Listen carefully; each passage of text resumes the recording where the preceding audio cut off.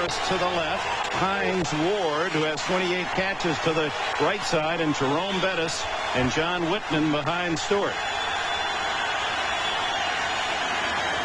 Bettis tries the center of that defense and meets full resistance. Maybe a gain of 2. Pittsburgh coach were assistants under Marty Schottenheimer for 3 years. On first down, Bettis just can't get that bus out of first gear and loses a couple. Derrick Brooks with the tackle. And joining us down on the field, Bonnie Bernstein.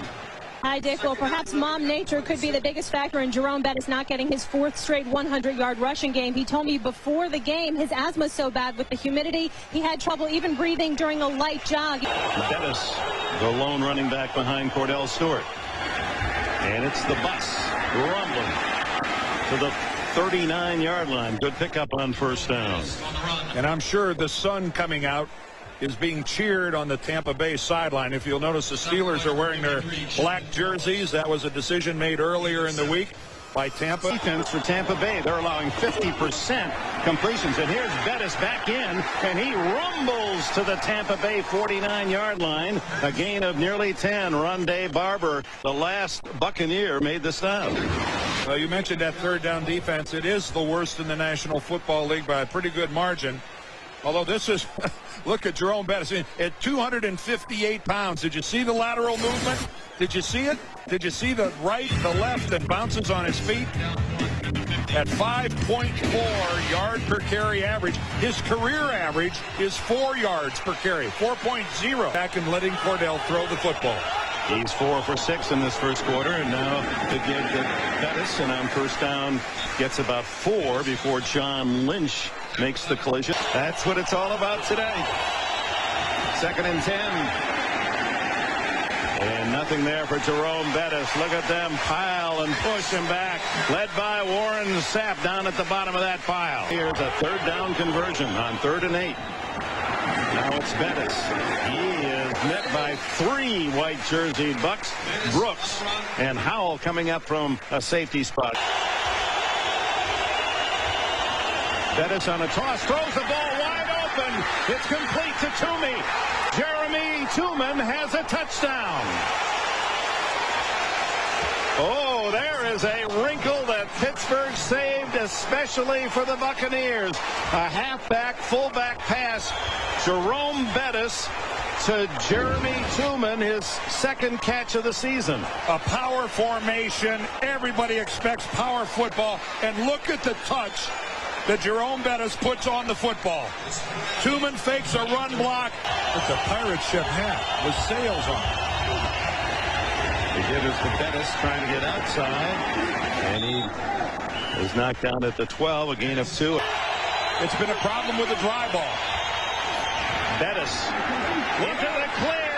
Can he go all the way? Bettis at 260 can outrun the Buccaneers for a touchdown. That's one of those things, if you weren't looking at it, you wouldn't believe it. That at 258 pounds, Jerome Bettis outruns one of the fastest defensive teams in the National Football League.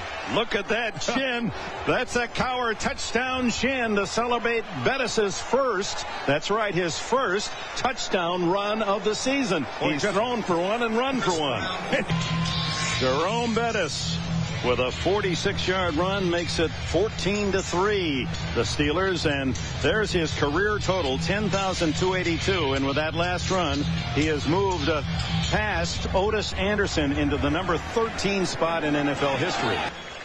Well, we saw his career numbers. You know, Jerome Bettis has been doing this for a long time. When you put 8 men in the box and you got a lot of guys close to the line, if by chance the guy breaks through, watch from the left, the blur right there, that's John Lynch, who lost his footing coming up. So instead of a real hammer hit on the bus, it's a clean whiff. Watch again the blur coming in right about now. There he goes. That's John Lynch. And once Lynch is past him, Jerome Bettis outruns everybody. And again, I want to reiterate what a fast defense that is. And watch Bill Cowher. Oh, chest bump coming. I better back up. And it's Bettis outside and to the sidelines at the 40-yard line. So that makes it 5 out of 7 conversions on 3rd down by Pittsburgh. Let's go to Bonnie. Well, Dick, if you're wondering how a guy with asthma as bad as Jerome can actually run for 46 yards for a touchdown, well, the Steelers told me during halftime he took a special nebulizer treatment that facilitates his breathing. After everything was all said and done, when he went to the bench, I saw him. He was on oxygen for about 5 minutes. But you know what? The way he's playing, he really needs to play in humidity more often. Demeanor with a lot of confidence, and that's rubbing off on his teammates. Bettis finds another big hole, and he's on his way at the 30. And finally pushed out of bounds at the 21-yard line by John Howell. The bus making very few stops until he gets deep into the secondary here in the second half. Well, the blocking by this offensive line, this is stunning. They are just, look at the crease in the middle. Both linebackers are split to both sides, right between right guard and right tackle. Marvel Smith, Rich Tilsky, Jeff Hardings, Alan Fanikin, Wayne Grady. That's just superb work. That is just great work. 29 more yards for end zone interception. Cordell Stewart from the 20, leading 17-3. And the bus stopped short this time. Huge play that would have pulled the Buccaneers within a touchdown. And it's Bettis again, struggling to the 24. You know, right now the Tampa Bay is playing run all the way. If you wanted to take a shot, this could be fun. And Bettis, the likely receiver of the handoff from Stewart, does up the middle. Big hole. And he crushes his way for another 16, 17 yards before he's brought down. Make that 12 yards on the play. Well, if that's Tampa playing run all the way, well, maybe Pittsburgh doesn't have to take a shot. Boy, you pretty much know this is coming. Look at that blocking up the middle.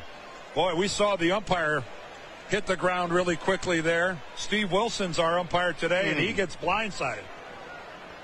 That's one way to make sure he doesn't call holding on a play. Fortunately, he's okay. Pretty tough to throw that flag from your back. 132 yards now for Bettis, who certainly has been the offensive star. Gets it again. Grew up in Detroit. Oh, it's a ball. And it's picked up. They rolled it down. Yeah, he was down. At first glance, it sure looked like there was no question that Jerome Bettis was already on the ground before the ball comes loose. And, yeah, he not only hit the ground, he slid forward a foot or so before the ball squirted out. Give Bettis another 5-6 yards on the carry. Yep. Yeah, he's way down before the ball comes out.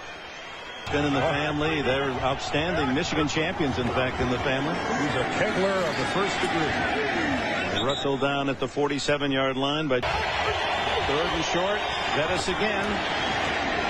Head down. Plows close to a first down. Duncan makes the stop. Clock continues to run. 7:45. Well, we talked early. You heard Bonnie talk early on about Jerome Bettis and how the asthma and the humidity were a bad combination for him. Well, okay, I'll save a little energy. Instead of running for a touchdown, I'll throw a touchdown pass to Jeremy Tooman. But then the bus showing just unbelievable speed.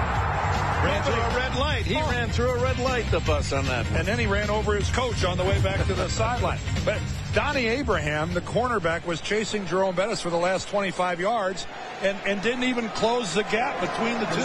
And now on 3 carries, he picks up another Steeler first down. And at this point, the weight of steel sinking the Buccaneers ship in Tampa today. Tampa Bay. It appeared Tampa Bay was able to recover it at the 44. Brian Kelly was the man that had his hands on it. After reviewing the play, the Tampa Bay player never had possession of the ball. Therefore, the ball was recovered by Pittsburgh. It is Pittsburgh's ball, first down. And the clock will run out. So the Pittsburgh Steelers continue to surprise in the AFC Central. They go home. Bill Cowher's team 4-1 on the season, and close friends Dungy and Cowher with final word. And Tony Dungy's work will be a interesting demand this next week.